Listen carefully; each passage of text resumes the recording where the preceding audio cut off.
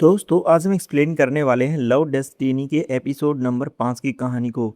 ये एक Thai BL drama है जो कि सच में बहुत खूबसूरत है, जहाँ एक इंसान प्रेजेंट टाइम से बहुत पीछे पास्ट में चला जाता है, लेकिन उसके साथ वहाँ पर क्या क्या हो रहा है और आगे उसके साथ में क्या होने वाला है, ये सब जानेंगे हम इसी एपिसोड में। तो अब बिना देरी के चलते हैं कहानी की तरफ। गेव को पकड़ लिया जाता है और उसे यहाँ से जेल में लाया जाता है। उसके ऊपर कोड़े बरसाए जाते हैं और उसको ये कहा जाता है, बताओ तुमने उस आदमी को क्यों मारा। गेव एक ही बात कहता है कि मैंने किसी को नहीं मारा।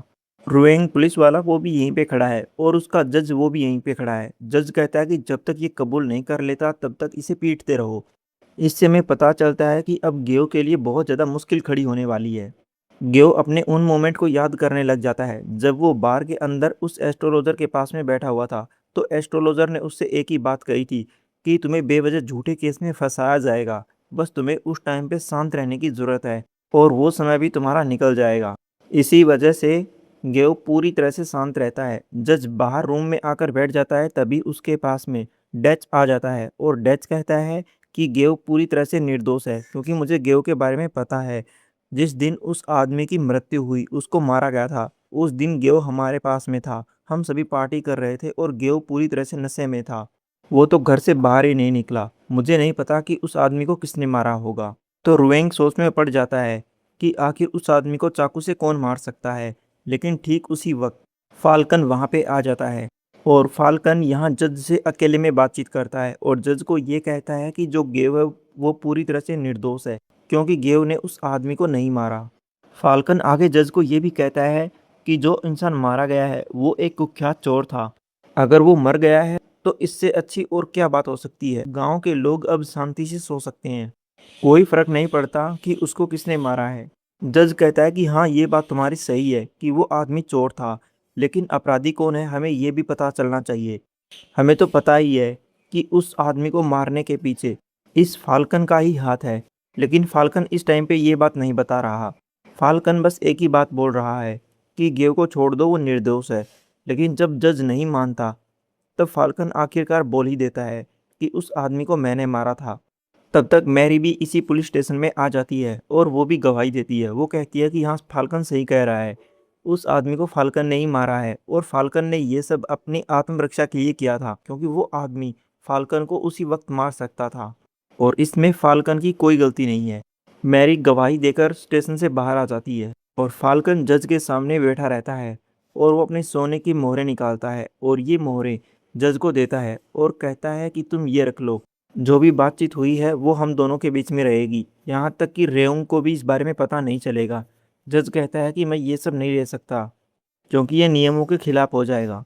लेकिन फाल्कन उसे समझाता है कि देखो, यहाँ पे कोई भी नहीं है, केवल हम दोनों हैं, तो इसके बारे में किसी को पता नहीं चलेगा। तब जज इन सोने की मोहरों को ले लेता है और गेव को आज़ाद कर देता है और उस आदमी को फाल्कन ने मारा है, ये बात जज किसी को भी नहीं बताता। जब गेव को छोड़ दिया जाता है तब रेउंग नाम का पुलिस वाला गेव से माफ़ी मांगता है।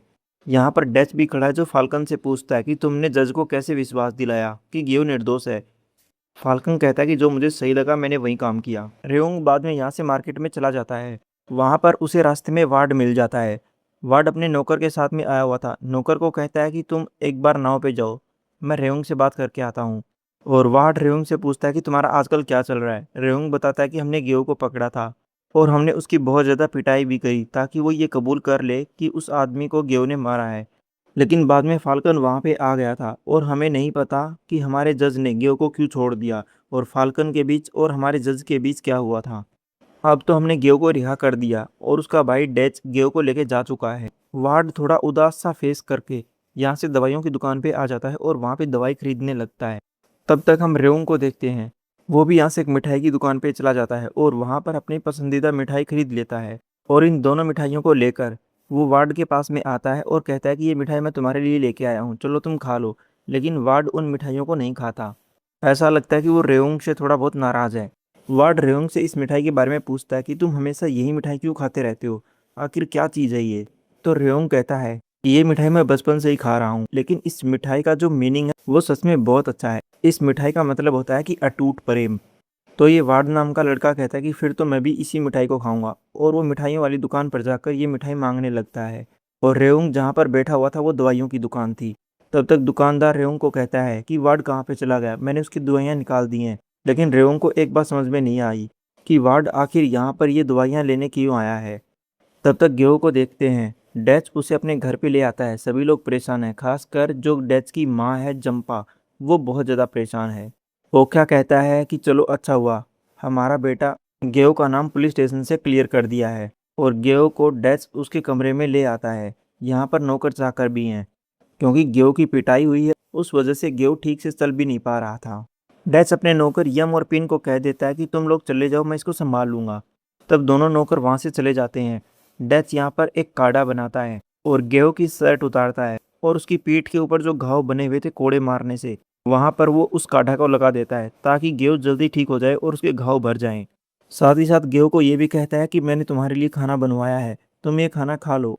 और फूंक मार मार कर वो चम्मच से उसे खाना खिलाता है और बाद में उसे दवाइयाँ देकर सुला देता है।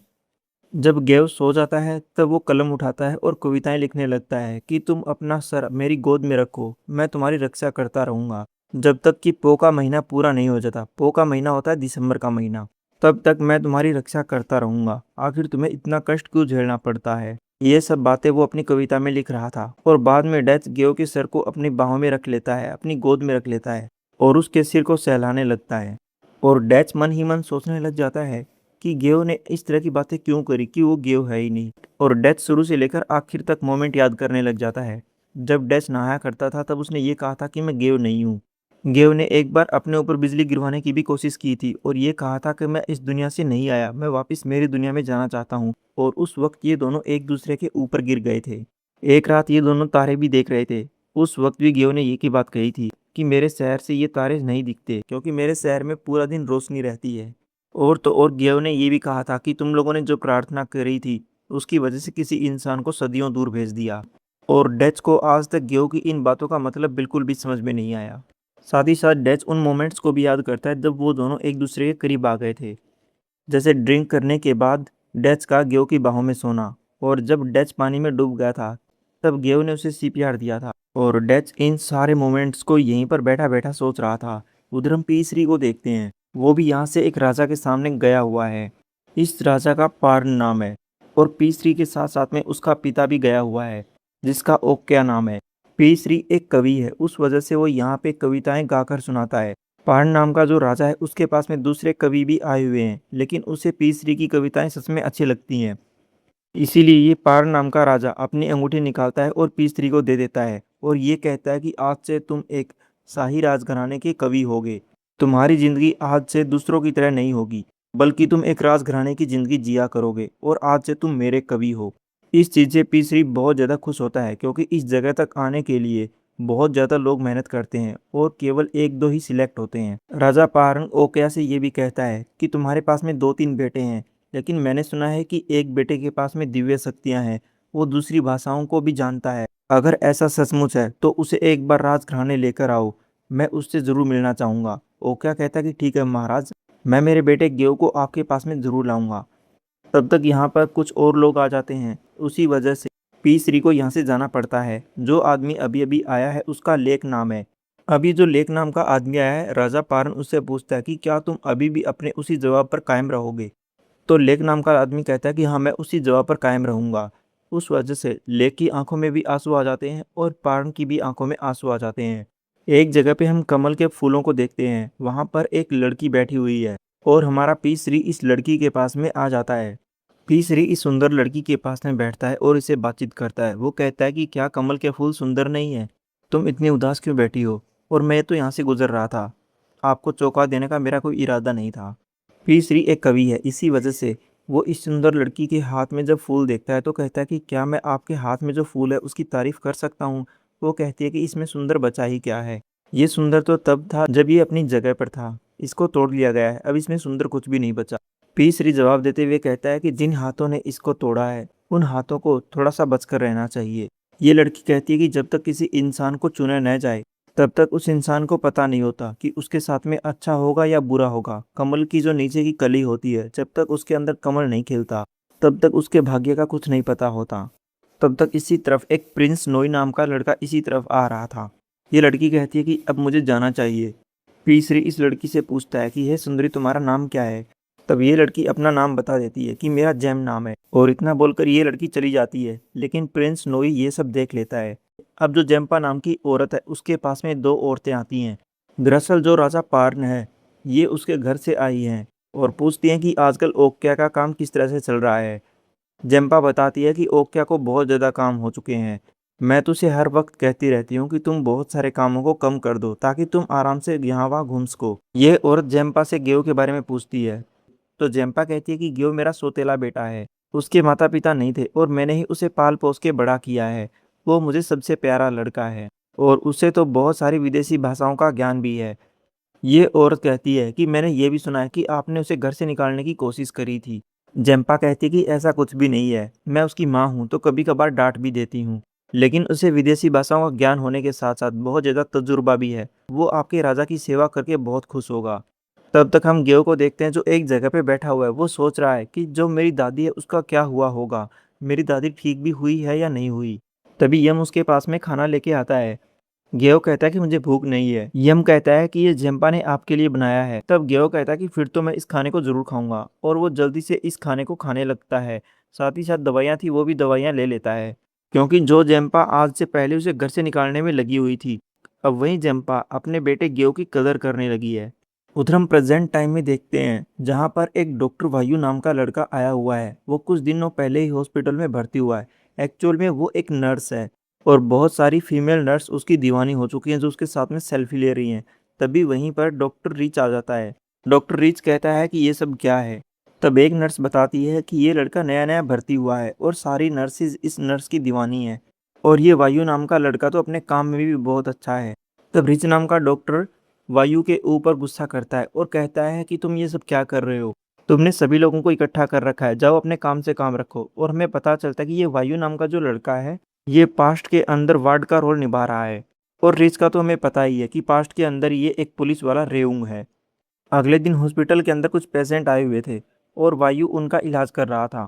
वायु ने यहाँ पर एक पेशेंट को बैंडेज लगाई हुई थी, और डॉक्टर रिच जब उस पेशेंट की बैंडेज को चेक करता है तो कहता है कि इस पेशेंट को बैंडेज किसने लगाई है। तब वायु आगे आता है और कहता है कि बैंडेज तो मैंने लगाई है। तब डॉक्टर रिच कहता है कि कोई इस तरह से बैंडेज कैसे लगा सकता है, तुम्हें तो कुछ भी नॉलेज नहीं है। और वो उसे बहुत ज़्यादा डांटता है। जब शाम हो जाती है तब वायु उदास सा चेहरा लेकर अपने घर की तरफ जाने लग जाता है, क्योंकि आज का उसका दिन बुरा था। और जब वो घर जाता है तो हमें पता चलता है कि जो डॉक्टर रिच नाम का लड़का था वो यहीं पर है, यानी कि ये दोनों एक ही साथ रह रहे हैं। और रिच हॉस्पिटल के अंदर वायु को डांट रहा था, वो बस सबको दिखाने के लिए डांट रहा था। एक्चुअल में ये दोनों एक दूसरे से प्यार करते हैं। लेकिन वायु कहता है कि आज मुझे तुमसे कोई बातचीत नहीं करनी, तुमने मुझे सभी के सामने डांटा है, उस वजह से मैं तुमसे नाराज हूँ। रिच कहता है कि अरे आ भी जाओ, चलो मुझे भूख लगी है, मैं तुम्हें ही खा लेता हूँ। लेकिन वायु कुछ नहीं कहता, और वो यहाँ से बाथरूम में नहाने के लिए चला जाता है। और अपने कपड़े चेंज करके जब वो बाहर आता है तब डॉक्टर रिच अपने कपड़े उतारकर पहले से ही बैठा हुआ था और कहता है कि आ जाओ मुझे खा लो। तब वायु वहाँ पे दूध लेके आता है जो रिच की बॉडी पे डाल देता है, और फिर उसकी बॉडी की हर जगह को किस करने लगता है। और इस तरह से फिर ये दोनों एक दूसरे को बहुत ज़्यादा किस करते हैं और जमकर रोमांस करते हैं। और इसी के साथ में हमारा ये एपिसोड यहीं पे पूरा हो जाता है। दोस्तों, अगर आपको इसी तरह की और भी थाई बीएल ड्रामा देखने हैं तो प्लीज़ इस चैनल को ज़रूर सब्सक्राइब कर लेना। तब तक आप खुश रहना और अपना ख्याल रखना। Thank you for watching.